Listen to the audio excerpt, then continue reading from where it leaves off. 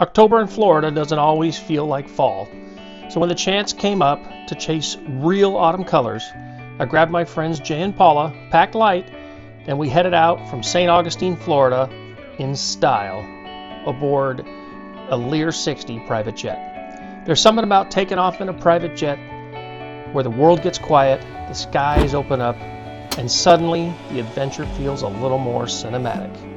Thanks for joining us. Welcome to my channel, or welcome back to my channel. We're taking a trip on a private plane and you're coming along.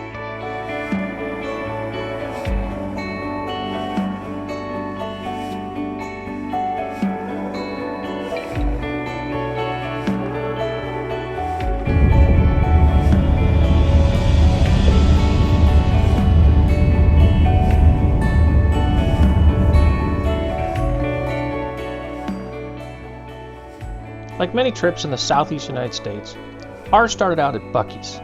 We got some snacks and some lunch to take with us, then got in the car and headed up the coast. Part of this trip, I really wanted to go and enjoy the day, cruising along the east coast of the United States in northeast Florida. Driving past the Lighthouse in St. Augustine is always a highlight as we made our way over to St. Augustine Airport. I've been to Atlantic before. If you remember in my last video, my son and I flew out of Atlantic up to Gainesville, Georgia. And if you haven't seen that video, be sure to check it out.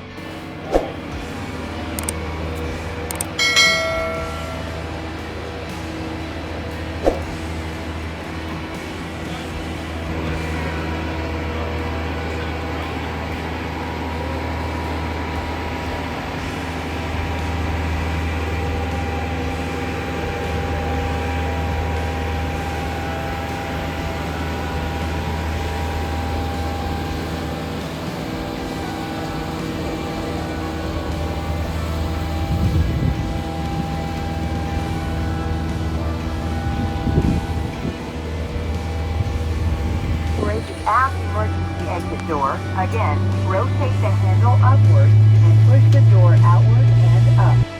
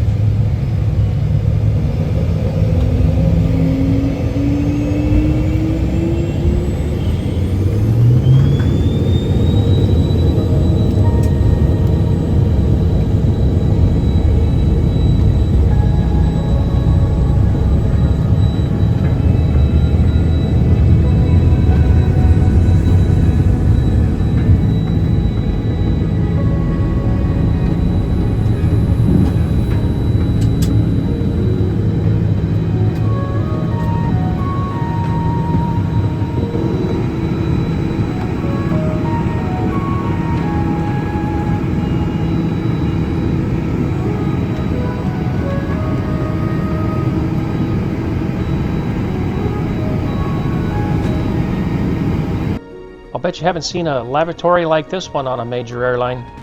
That's for sure. Traveling across the US at Mach 0.81 really gets you there fast.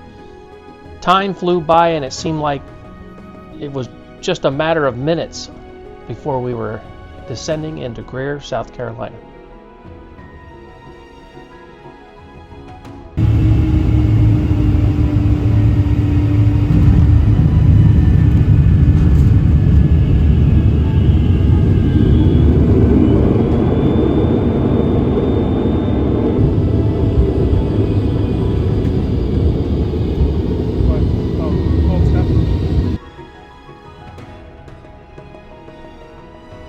My trips aren't sponsored, but I'll drop a referral link down in the description in case you might want to ride private jets around the country, just like I do. Please do me a favor and go ahead and use that referral link, which helps us both out. Touching down in Greer, South Carolina, the air had that crisp edge we'd been craving. We grabbed our rental car, queued up the road trip playlist, and pointed ourselves towards the Georgia mountains. As we climbed into North Georgia, the landscape transformed. Hillsides were brushed with gold, amber, and deep red colors. The kind of fall colors that makes you want to roll the windows down just to breathe in the fresh air. This is exactly what we came for.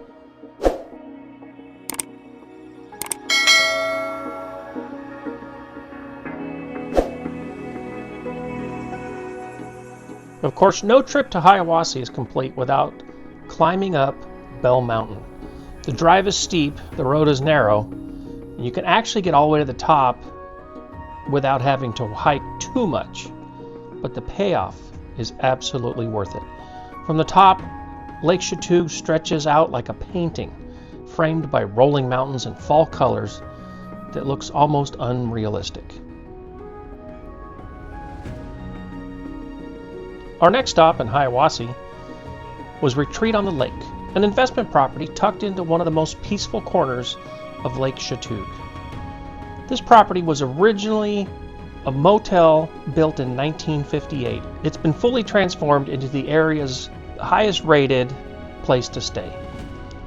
There's something special about this place and the lake. The stillness of the water, the mountain backdrops, and the feeling that just makes time slow down a little. After a night in the mountains, we headed south and made our way to Savannah. The scenery shifted from mountain ridges to low country. The landscape was dotted by cotton fields and other farm crops, and by the time we rolled into the historic district of Savannah, the Spanish moss and cobblestone streets were waiting to greet us. Savannah is known as one of the most haunted cities in America, so naturally, we signed up for a nighttime ghost tour. After dinner, we wandered through the centuries-old squares under the glow of gas lamps, hearing stories of relentless spirits and mysterious happenings. It was a perfect mix of history, humor, and just enough creepiness to make you look over your shoulder. Thanks so much for coming along on this ride. If you enjoyed this fall adventure, please make sure to like, subscribe, and stay tuned. More journeys are always on the horizon.